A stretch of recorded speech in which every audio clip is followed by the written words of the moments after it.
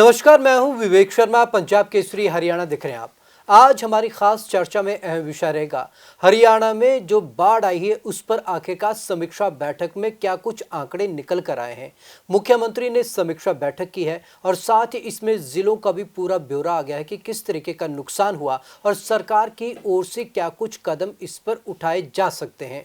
पूरी चर्चा पर मेरे वरिष्ठ सहयोगी बलवंत तक्षक जी जुड़ चुके हैं।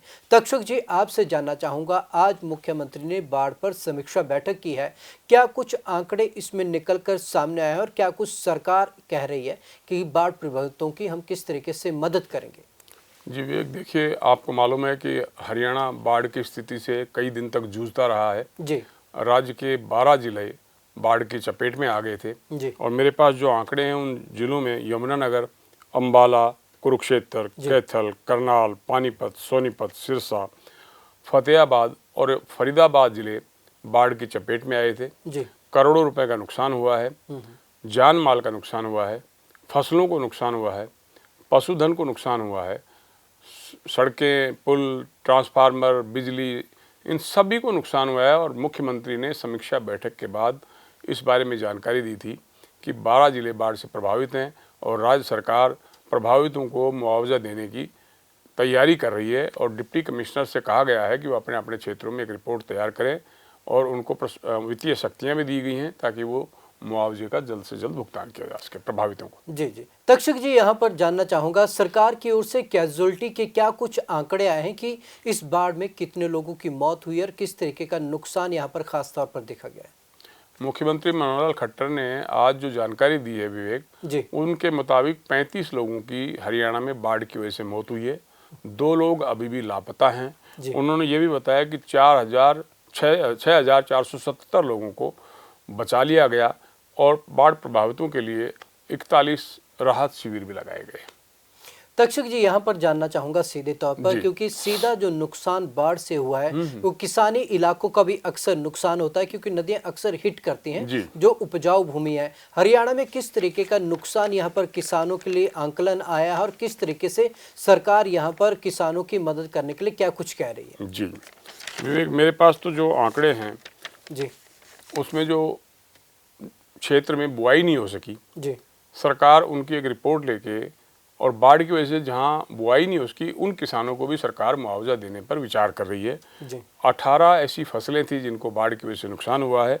इनमें चारा और सब्जी के अलावा कॉटन और मक्का की फसल भी है। जी और उन्होंने ये कहा है कि जैसे ही आपके पास डिप्टी कमिश्नर्स के पास इस मामले में रिपोर्ट पहुँचे तो उनको तय मानकों के हिसाब से प्रभावित किसानों को उनकी फसल के नुकसान का मुआवजे का जल्दी से जल्दी भुगतान कर दिया जाए। तक्षक जी, यहाँ पर जानना चाहूँगा, जिस तरीके से मुख्यमंत्री ने आज कहा है कि उपायुक्तों को सीधे निर्देश दिए गए हैं, तो डीसीज को इन निर्देश में क्या कुछ साफ तौर पर कहा गया है, किस तरीके के ये निर्देश हैं? ये उनको यही कहा गया कि हर जिले का डिप्टी कमिश्नर अपने अपने क्षेत्र में नुकसान का आकलन करे और उनके मुआवजे का भुगतान करे प्रभावितों को। उनको डिप्टी कमिश्नर को वित्तीय शक्तियाँ भी दे दी गई हैं ताकि वो मुआवजे का जल्द से जल्द किसानों को बांट सकें या प्रभावित लोगों को बांट सकें। इसके अलावा विवेक, जो सड़क है, पुल है, पेयजल सिंचाई परियोजना है और बिजली की आपूर्ति के संबंध में भी प्रशासनिक सचिवों से कहा गया है कि वो जहां भी नुकसान हुआ है उनकी मरम्मत कराएं और हर जो बिजली और पानी की जो आपूर्ति है वो सुनिश्चित करें। तक्षक जी, यहाँ से जानना चाहूँगा कि सरकार ने, क्या मुख्यमंत्री ने कुछ ऐसी घोषणा की है कि जो बाढ़ में मृतक बाढ़ से जिनकी जान गई है उनको को खास तौर पर या कोई मुआवजा राशि देने का कोई ऐलान किया है? हाँ जी, एक बाढ़ में जो 35 लोग मरे हैं उनके परिजनों को सरकार ने 4-4 लाख रुपए का मुआवजा देने का, सहायता देने की घोषणा की है। लेकिन मैं समझता हूँ कि किसी की जान जाने के मुकाबले में 4 लाख रुपए की सहायता राशि तो एक तरह से ऊँट के मुंह में जी रहा है। लेकिन सरकार के कुछ मानक हैं, उनके हिसाब से वो पीड़ित परिवारों को मदद करना चाहते हैं। इसके अलावा जो लोग बाढ़ की वजह से विकलांग हुए हैं उनकी अलग अलग विवेक श्रेणियां बना दी गई हैं कि किस श्रेणी के विकलांग को कितना मुआवजा दिया जाएगा। ऐसे में विकलांगता के हिसाब से 2.5 लाख रुपए से लेके और 74,000 रुपये तक का मुआवजा मिलेगा। सरकार ने यह भी तय किया है कि जो पशुधन को नुकसान हुआ है उसमें गाय, भैंस, भेड़, बकरी, यहाँ तक कि मुर्गी की भी अगर मौत हुई है बाढ़ से, उन लोगों को भी मुआवजा दिया जाएगा। और मैं आपको बता ही चुका हूँ कि जो फसलों का नुकसान हुआ है उसमें भी सरकार ने किसानों को मुआवजा देने का फैसला किया है। तक्षक जी, ये तो सभी जानते हैं कि हरियाणा में औसत से ज्यादा बारिश हुई है, लेकिन क्या कुछ सरकार के आंकड़े हैं बारिश को लेकर कि क्या कुछ आंकड़े बारिश के प्रदेश में रहे हैं? जी, मेरे पास जो आंकड़े हैं वो 8 से और 12 जुलाई के बीच हरियाणा में भारी बारिश हुई है जी, और 110 मिलीमीटर बारिश रिकॉर्ड की गई है जी, जो हरियाणा में औसत 28.4% बारिश से 287% ज़्यादा है। यानी कि इस बार जो साल भर की हरियाणा में जो बारिश होनी थी वो इस दौरान हो चुकी है। तक्षक जी, यहाँ पर जैसा कि सभी जानते हैं पड़ोसी राज्य हिमाचल में भी काफी नुकसान हुआ है, जी। और एक पड़ोसी के तौर पर क्या हरियाणा ने कुछ ऐलान किया है हिमाचल की मदद का? क्योंकि कई और राज्य हैं जो हिमाचल की मदद कर रहे हैं, क्या हरियाणा भी इस मामले में आ गया है? किस तरीके का ऐलान मुख्यमंत्री ने कुछ ऐसे किए हैं? मैं विवेक आपको ये याद दिलाना चाहूँगा कि पिछले दिनों हिमाचल प्रदेश के मुख्यमंत्री सुखविंदर सिंह सुक्खू ने जी, ये कहा था कि अगर हरियाणा सरकार सतलुज यमुना लिंक नहर का पानी पंजाब से नहीं ले पाए तो हिमाचल से वो पानी हरियाणा को दिया जा सकता है, और उसके लिए हरियाणा के अफसर अगर हमारे पास आते हैं प्रोजेक्ट लेके तो हम इस मामले में मदद करने को तैयार है। और मुख्यमंत्री मनोहर खट्टर साहब ने सुक्खू साहब की इस घोषणा का, पेशकश का दिल खोल के स्वागत किया था। और अब जब हरियाणा बाढ़ की चपेट में आया हुआ है तो जाहिर है हिमाचल में तो शायद हरियाणा से बहुत ज़्यादा नुकसान है जी, और मुख्यमंत्री ने उदारता का परिचय देते हुए हिमाचल प्रदेश के बाढ़ राहत कोष में हरियाणा की तरफ से 5 करोड़ रुपए की राशि देने का ऐलान किया है। तक्षक जी, यहाँ पर जानना चाहूँगा, क्या सरकार ने जैसे फसलों का नुकसान हुआ है उनको क्या कैटेगराइज करके मुआवजे का ऐलान किया है, या सीधे तौर पर ज़मीन पैमाइश पर ही सीधा मुआवजा दिया जाएगा? देखिए, डिप्टी कमिश्नर से कहा गया है विवेक, वो नुकसान का आकलन कर रहे हैं और जैसे ही पूरे जिले की रिपोर्ट डिप्टी कमिश्नरों के पास आएगी तो मुख्यमंत्री से परामर्श करके और वो तय कर लिया जाएगा। लेकिन सरकार ने ये जरूर कहा है कि हर बाढ़ प्रभावित किसान को सरकार मदद करने में पीछे नहीं हटेगी।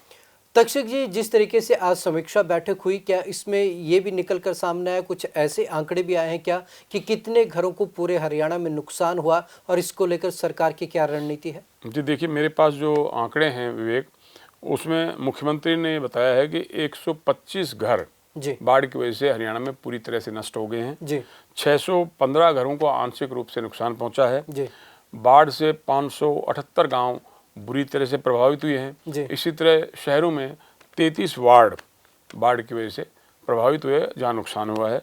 और पशुधन का नुकसान का आकलन अभी किया जा रहा है।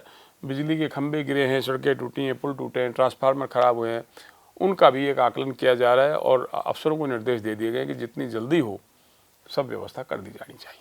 तक्षक जी, अभी फिलहाल अगर हम हरियाणा की बात करें तो इस समय तक बाढ़ की स्थिति क्या बनी हुई है? हरियाणा में किस तरीके के हालात हैं? मुख्यमंत्री ने जो जानकारी दी है विवेक, आज वो ये कहा है कि 12 जिले बाढ़ से प्रभावित थे, लेकिन इस समय सिरसा और फतेहाबाद 2 जिले ऐसे हैं जिनसे बाढ़ का पानी पूरी तरह से नहीं निकाला जा सका है। बाकी 10 जिलों में बाढ़ का पानी निकल गया है और सामान्य सी स्थिति होने वाली है।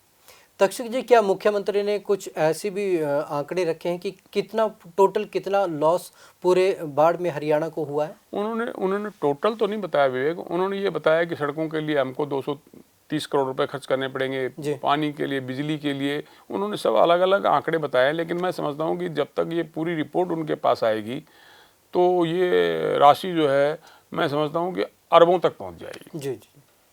तो तक्षक जी, पूरी जानकारी के लिए बहुत बहुत धन्यवाद। तो जिस तरीके से आपने पूरी चर्चा में जाना कि आखिरकार हरियाणा में बाढ़ की स्थिति के बाद सरकार क्या कुछ राहत कार्य कर रही है और किस तरीके के यहाँ पर जो डीसीज हैं उनको भी निर्देश दिए गए हैं। हालांकि सरकार हर संभव कोशिश कर रही है पूरे बाढ़ में जो नुकसान हुआ उसका पूरे तरीके से आंकलन करने का, और मुआवजे को लेकर कहीं ना कहीं अब इसके बाद जब डीसीज रिपोर्ट सौंपेंगे तो उसके बाद पूरी कहीं रिपोर्ट सामने आ जाएगी। तो आज की इस खास चर्चा में बस इतना ही। दीजिए इजाजत, नमस्कार। शुक्रिया।